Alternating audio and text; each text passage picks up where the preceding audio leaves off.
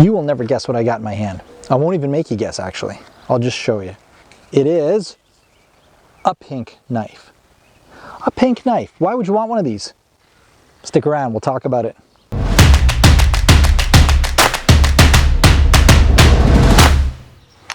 Hey everyone, Pete here from knifeup.com. No, I'm not invisible. I'm actually behind the camera. Why I'm walking through a vineyard, don't really know. No reason, just deal with it. Today we're talking about this little girl here. This is a buck 385 Bantam Mossy Oak pink camo knife. Now I mentioned in the opener of the video, why would you want a pink knife? Well, I've got a quick story for you. I visited Ontario Knife Company not too long ago in upstate New York, and I saw a whole display of pink handled knives.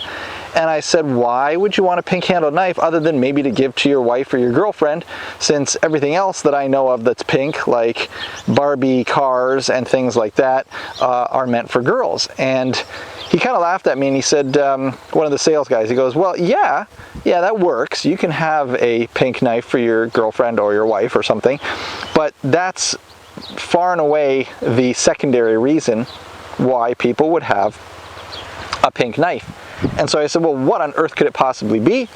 And he said, ready for it?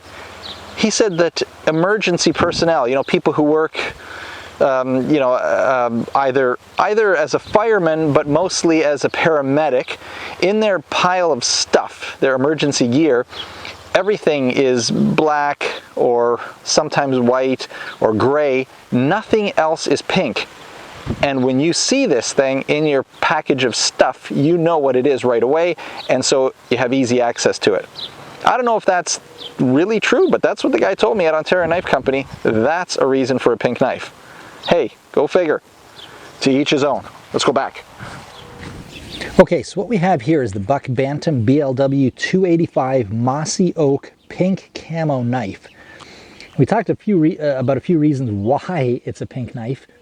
That it's easy to spot in the bag of a emergency worker, responder. Hey, good a reason as any. The specs on this knife, let's get right into it. 420 HC steel. All right, the reason that Buck likes that is because it's got a Rockwell hardness of 58. We talk a little bit about that in some other reviews. Basically, if it's in the 60s, that's what you want for real hardness. This one's not quite there, but it's not bad. It's a good combination, or a good cross between the corrosion resistance of stainless and the wear resistance of a higher carbon. Buck has a proprietary heating system or heating process that they use that makes it supposedly even better. Don't know that for sure, but anyway, that's the word on the street. Out of the box, it's fairly sharp. I didn't have too much of a problem slicing and cutting, you can see with the paper, and it did a good job with that, but it also did a really good job with cutting into wood and making tinder. As I sliced the edge of the kindling, it was really no problem at all. It's a 3/8 inch drop point blade, and it's got a little bit of a hollow grind here. It's not a straight grind. We talk a little bit about what that is in a couple of different articles that we have as well. 2.4 ounces. The overall length, the total length is 7.5 inches. We'll talk about some of the good things about this knife, all right? Let's just, start with something really good, all right? The Buck Forever warranty. That's about as good as it gets in the industry. So that's something that is a real positive. It's also got a removable clip right here. You can see you just unscrew those, but it is not interchangeable. It's not left, right. You can't put it on the other side. It does have a pretty solid locking mechanism in the back. It really does work, and there's no issues with that. It is a decent steel, as I mentioned. It's not perfect, but for the price point, it's really hard to complain about this one. Another good thing is it's made fully in the USA. That works for me. It also has some jimping along the top and at the very back as well for your thumb. These are all good things, but unfortunately the whole package comes with some bad things as well. The opening is a bit sticky right about here. it's actually kind of hard. Yes, you can do one hand, but it's not as easy as you might think. It's right near the beginning, it's tough, and then you can kind of flick it out. But you know what, honestly, it's just as easy to go like that. So, you know, if you want to be cool, you know, use your one hand, whatever. It works for me either way. The handle itself, the pink here, it's injection molded plastic, really. And you can kind of squeeze it. It feels really, really cheap. It's super light, which I guess is sort of a good thing, but it just feels really cheap. And my particular one, I can kind of move, I can kind of shift it a little bit at the very back. I can hear a little squeaking. I don't think you guys can, but it does kind of shift. It's sort of split along here at the top, and you can feel some shifting. So it's not stellar engineering. Another kind of bad thing, actually it could be a really bad thing, if I hold this really steady, I don't know if you can see it, but the blade actually does move side to side. It's not so much on a video that you would see it, but in real life you'd be shocked. None of my other knives that I've ever reviewed has that problem. It doesn't, you know, yeah, that's kind of a big deal. So the blade is also not beautifully finished. If you look really carefully, again, probably not in this video, but you can, if you look super close in real life, it almost looks like there's little tiny micro scratches. They're subtle, but they are there, and it's not a bright, shiny kind of a steel. It's not really polished, in my opinion, as well as it could be. The other thing is that inside the plastic liner, there's no, or the plastic handle, there's no steel liner or anything like that, which makes it really light, but it also feels kind of cheap.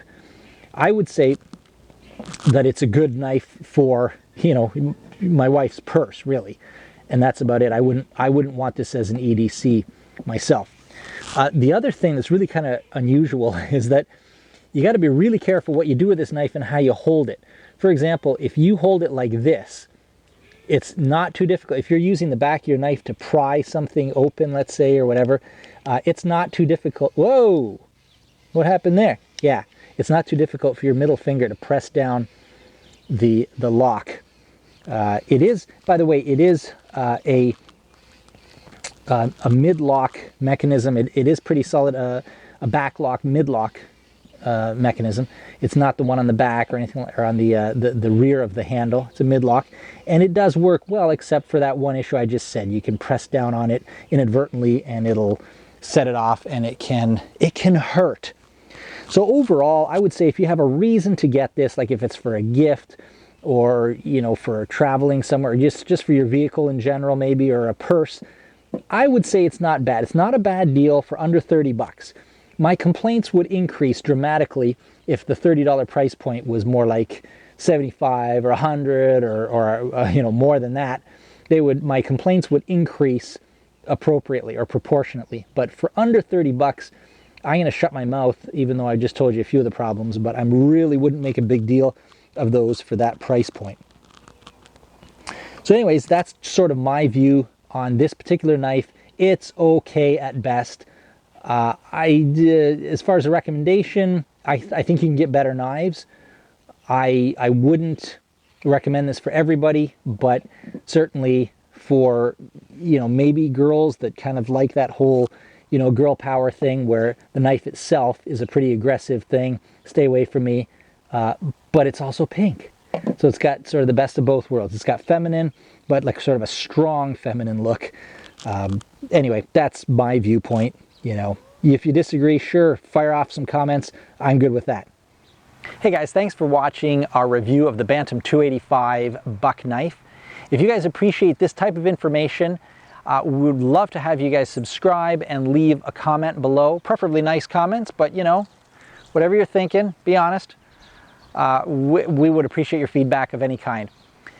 Also, in the description below, you will find a link to the full review of this knife in written format on our website, which may be a good thing to check out if you're considering buying the knife. If you are considering buying the knife, also in the description below, you'll find a link to Amazon, which is probably your best deal to buy the knife. Yes, it's an affiliate link. I get a commission if you buy it, but you know how much I probably get on the back? I probably get about 85 cents. So I'm not doing it to get rich. I'm doing it to bring you guys really, really good information. All right, we're going to bring more information every week. Just keep checking out our website or our YouTube channel. And until I talk to you next time, stay sharp. Hey guys, if you appreciate hearing a jet fighter above my head, I can see it! That's a good blooper.